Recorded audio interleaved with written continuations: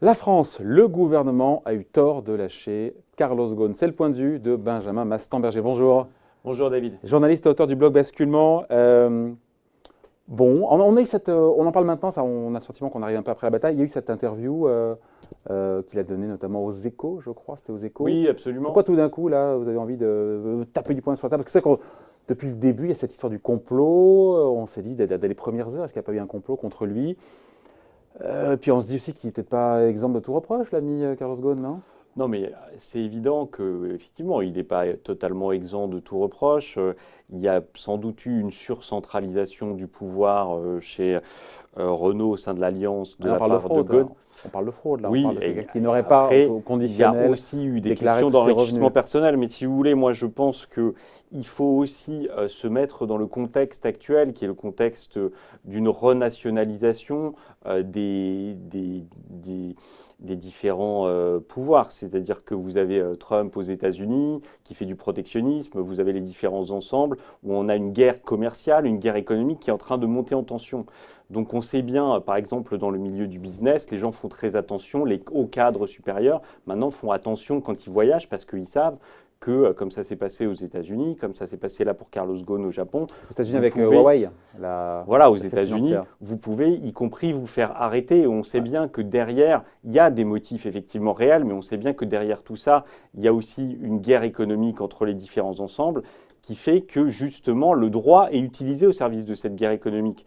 Donc moi, je ne remets pas en question ce que dit la justice japonaise, mais malgré tout, du point de vue français, il faut mettre tout ça dans ce contexte et il faut aussi s'interroger et au moins ne pas reprendre, disons de manière textuelle, le point de vue de la justice japonaise sans se dire, bon ben, il faut aussi que nous faisions notre propre enquête, il faut aussi que nous défendions quand même un tout petit peu nos intérêts parce qu'il y a aussi un timing dans cette opération Ghosn, entre guillemets, c'est-à-dire qu'on voit bien que ça intervient à un moment où Carlos Ghosn voulait avancer dans l'intégration au sein de l'Alliance. Il le redit aussi dans son interview aux Échos. Avec plus de pouvoir pour Renault au sein de l'Alliance? Oui, voilà. C'est-à-dire qu'en réalité, Carlos Ghosn, finalement, il était garant du fait que le poids de Renault au sein de l'Alliance restait très important et du fait que c'était les Français, d'une certaine façon, qui avaient la main sur l'Alliance. Ouais. Pourquoi? Parce que c'est lui, du fait de son bon bilan, du fait que c'est lui qui a redressé Nissan, il avait les arguments pour dire aux Japonais, bon ben, on est dans ce rapport de force.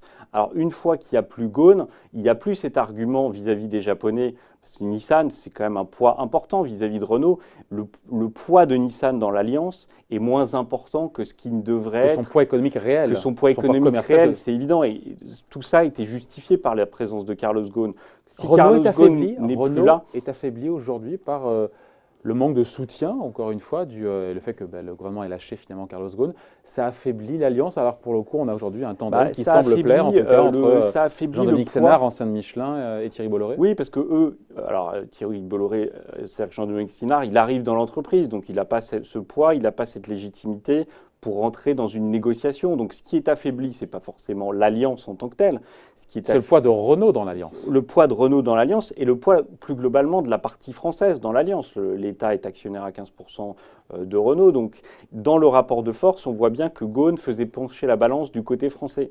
Donc à la limite, ce qu'on peut reprocher au gouvernement français, ce n'est pas forcément d'acter la décision de la justice japonaise, parce qu'après tout, la justice japonaise, c'est souveraine, on peut discuter de la manière de faire, on peut discuter d'un certain nombre de choses, des conditions de détention, mais bon, après tout, elle est souveraine. Mais ce qu'on peut discuter, c'est la manière dont les Français, finalement, ont dit, bon, bah, c'est comme ça, ok.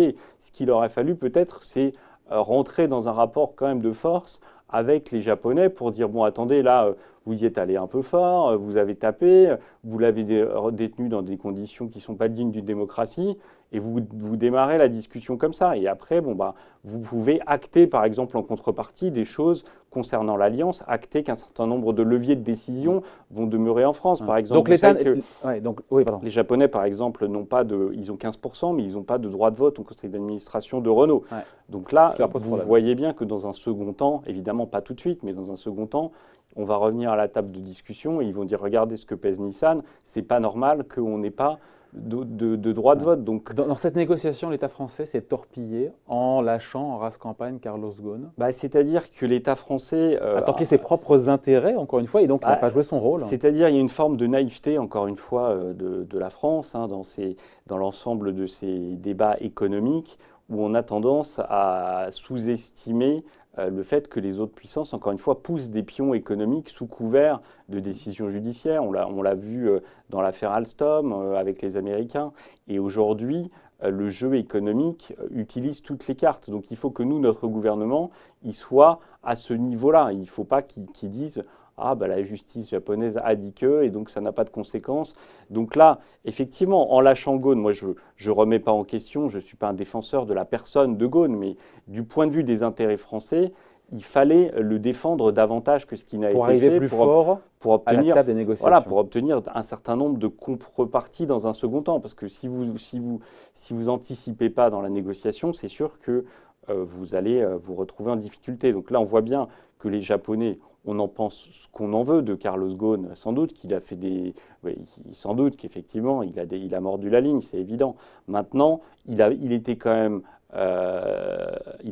un bilan qui était très positif, donc on pouvait quand même défendre ça. Et puis, il était utile pour défendre un certain nombre d'intérêts de l'industrie française, de l'industrie automobile, de Renault. Donc là, si vous voulez, on s'étonne qu'au niveau de Bruno Le Maire… Pourquoi ce choix si je veux dire, on est pense gouverné par des têtes qui sont bien faites, donc pourquoi est-ce qu'ils n'ont pas vu qu'en affaiblissant et en lâchant Carlos Ghosn, ils affaiblissaient les intérêts de l'industrie automobile française et la part détenue de l'État français dans Renault et Renault dans l'Alliance? Je pense qu'il y a différents facteurs, mais je pense que c'est vrai que là, en ce moment, le gouvernement français, il a beaucoup de fer au feu, il y a beaucoup de choses à gérer au niveau de l'économie. On se dit, qu'est-ce qu'on a à gagner finalement à défendre Carlos Ghosn, sachant que l'opinion, globalement, se dit, c'est encore un patron voyou, etc. Donc, tous ces facteurs, il y a plus de coups à prendre que de choses à régler. Et puis, on se dit, c'est peut-être plus tard que la patate chaude devra être réglée. On reviendra en boomerang. Voilà, c'est comme pour Alstom, si vous voulez, le temps qu'on comprenne ce qui s'est passé, de l'eau a coulé sous les ponts, et puis du coup, c'est d'autres qui sont obligés de gérer la problématique. Mais c'est vrai que du coup, notre industrie se défait bout par bout de ce fait-là. Donc là, je pense qu'on a pris conscience aujourd'hui qu'on était dans une jungle économique où il fallait défendre nos intérêts. Maintenant, il faut passer à l'acte, et il faut qu'au niveau de Bercy, on ait un pôle industriel qui soit à la limite dédié à essayer d'anticiper ces problématiques de guerre économique et industrielle, qui réfléchissent en amont, qui ensuite fassent remonter les dossiers au ministre de l'économie, qui puisse ensuite installer un rapport de force. Mais c'est vrai qu'au niveau de l'administration de Bercy, on a des gens qui sont quand même un petit peu dans cette idéologie de la mondialisation heureuse et qui ont tendance à penser que finalement… Et péché par excès de naïveté. Qui finalement ne sont pas dans cette idée de renforcer l'industrie française forcément, parce qu'ils pensent que les choses vont se régler d'une certaine façon d'elles-mêmes. Ouais. Donc je pense que là, oui, il y a eu une erreur.